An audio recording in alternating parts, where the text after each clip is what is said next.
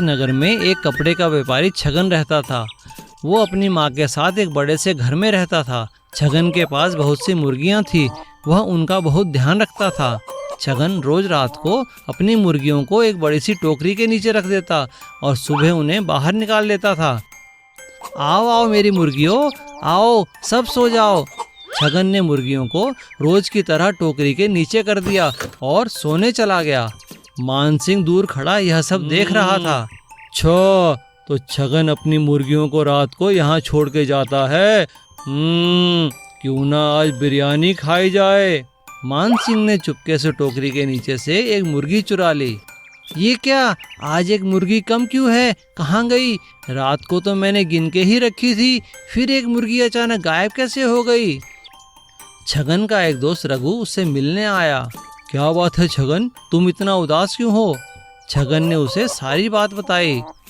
रघु, अगर आज रात को ऐसा हुआ तो मैं क्या करूं?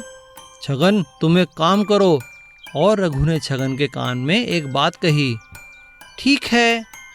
रघु की बात मान उस रात छगन ने अपना कुत्ता मिंटू टोकरी के नीचे रख दिया। रात होते ही मानसिंह फिर से मुर्गी चुराने वहां पहुंचा। आज भी मुर्गियां टोकरी के अंदर है, आज तो चिकन की सब्जी ही खाऊंगा। जैसे ही मानसिंह ने टोकरी के अंदर हाथ डाला, मिंटू ने उसे काट लिया।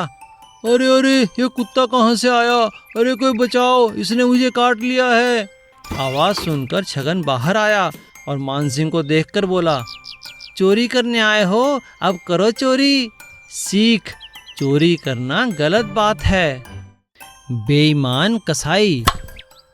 एक गांव में एक आदमी फजल कसाई का काम करता था।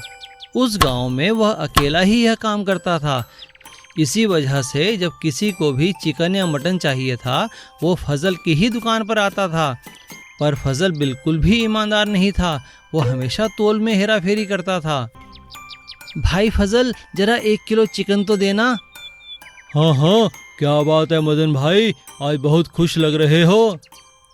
आज मैं 12वीं कक्षा में पास हुआ हूँ, इसीलिए माँ चिकन बनाएंगी।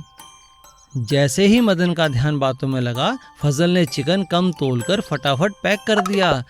इसी प्रकार वह सबको कम सामान देता था। वाह, इसे तो पता भी नहीं चला, मैं इसी से खूब पैसे बना लेता हूँ। एक दिन फजल के पास एक सिपाही आया। फजल, मंत्री ने कल सुबह 25 किलो मटन मंगवाया है, ये लो पैसे, और सुबह सबसे पहले उनके घर मटन दे आना। ठीक है, मैं दे आऊँगा। फजल अपनी आदत से मजबूर था। उसने केवल 20 किलो मटन ही तैयार किया और मंत्री के घर दे आया। तुमने फजल से कितना मटन मंगवाया था? जी 25 किलो। तो फिर ये मटन कम कैसे पड़ा? पिछली बार जब मैंने दूसरे गांव से 25 किलो मटन मंगवाया था तब तो ज़्यादा था। इस बार ऐसा क्या हुआ? लगता है बावर्ची ने मटन गायब किया है। बावर्ची को बुलाओ। जी हुजूर, कहिए। क्यों भाई, पिछली बार तो मटन बच गया था, और इस बार क्या हुआ? खाना कम क्यों पड़ा? क्या तुमने मटन गायब कर दिया? नहीं जनाब, मैंने तो सारा मटन बनाया था, जितना भी आया था मैंने बना दिया, मेरा उसमें कोई कसूर नहीं है। तो फिर ये जरूर फजल ने ही किया है, फजल को बुलाओ। और फजल वहाँ आता है। फजल, तुमने मेरे साथ बेईमानी की है, इसकी सज़ा तुम्हें जरूर मिलेगी। नहीं हुजूर, मुझे माफ़ कर दीजिए, मैं दोबारा ऐसा नहीं करूँगा। पर मंत्री ने फजल की एक ना सुनी और राजा को कहकर फजल को जेल में बंद करा दिया। सीख, बेईमानी का घड़ा कभी ना कभी तो फूटता ही है। बाइक चोर।